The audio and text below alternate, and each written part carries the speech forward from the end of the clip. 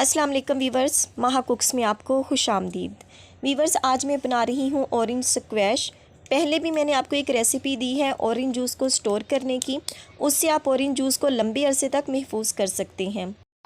तो उसका लिंक भी मैं आपको डिस्क्रिप्शन बॉक्स में डाल दूँगी, आप चेक कर सकते हैं।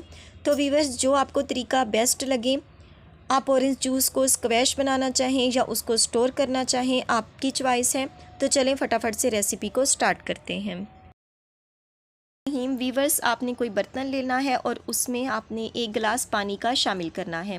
पानी को जब गर्म हो जाए तो इसमें चीनी शामिल कर देनी है। ये मेरे पास आधा किलो से कुछ ज़्यादा है। तो हमने इसको मेल्ट करना है। हमने इसको शीरा नहीं बनाना, कोई 1 तार का 2 तार का चक्कर नहीं है, जस्ट चीनी को मेल्ट होना चाहिए। जब चीनी हमारी मेल्ट हो जाएगी तो फिर हम चलेंगे नेक्स्ट प्रोसेस की तरफ। तो वीवर्स, ये देखिए चीनी हमारी अच्छे से मेल्ट हो चुकी है। आप देख रहे होंगे कोई तार वार का चक्कर नहीं है। तो यहाँ पर हमने शामिल कर देना है ऑरेंज जूस। ये देखें, इस तरह मैंने इसको निकाल लिया और फिर उसको छान लिया। इसका पल्प और बीज वगैरह सारे निकल चुके हैं।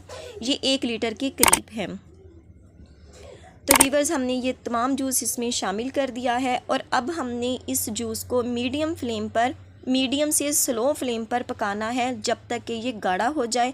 हमें यहाँ पर 25 से 30 मिनट का अरसा दरकार होगा जूस को गाढ़ा करने के लिए। तो वीवर्स, ये देखें तकरीबन 30 मिनट हो चुके हैं और आप इस जूस की कंडीशन देख सकते हैं। ये देखें, ये इस तरह हल्का सा गाढ़ा हो चुका है। ठंडा होने पर ये मज़ीद गाढ़ा हो सकता है। ये है मेरे पास 1 अदद लेमन, ये हम इसमें निचोड़ देंगे। इसके बीज इसमें शामिल नहीं होने चाहिए।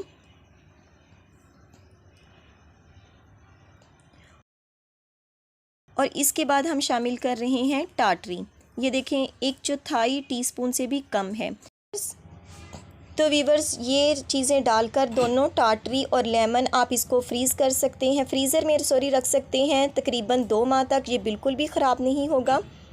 तो चलें, मैं आपको थोड़ा सा निकाल के रख लेती हूँ ताकि मैं बाद में आपको इसको दिखा सकूँ कंडीशन। ये है बेंजोवेट, सोडियम बेंजोवेट, क्योंकि अगर आपने इसको ज़्यादा अरसे तक स्टोर करना हो, जिस तरह 4, 5, 6 माह तक, तो आपने ये इसमें शामिल कर देना है।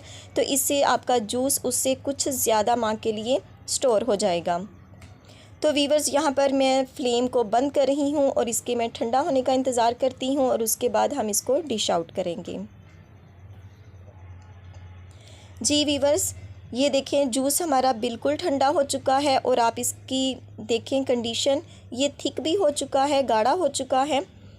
तो चलें, अब हम इसको ट्रांसफ़र कर लेते हैं बोतल में। ये मेरे पास प्लास्टिक की बोतल है, लेकिन अगर आप चाहें तो आप शीशे की बोतल में भी इसको स्टोर कर सकते हैं।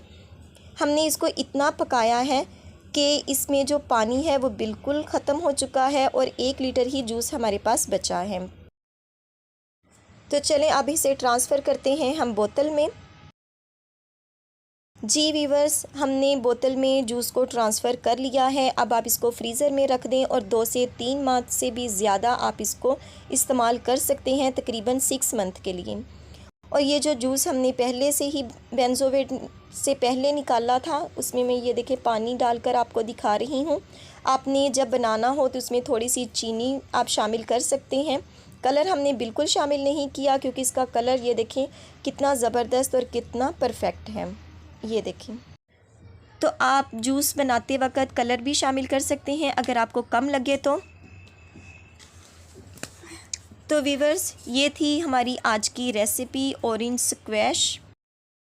ऑरेंज हमारे इख्तिताम को पहुंचने वाले हैं, तो आपने इसे घर में ज़रूर बना कर रखना है ताकि आप माह रमज़ान में ऑरेंज जूस का मज़ा ले सकें।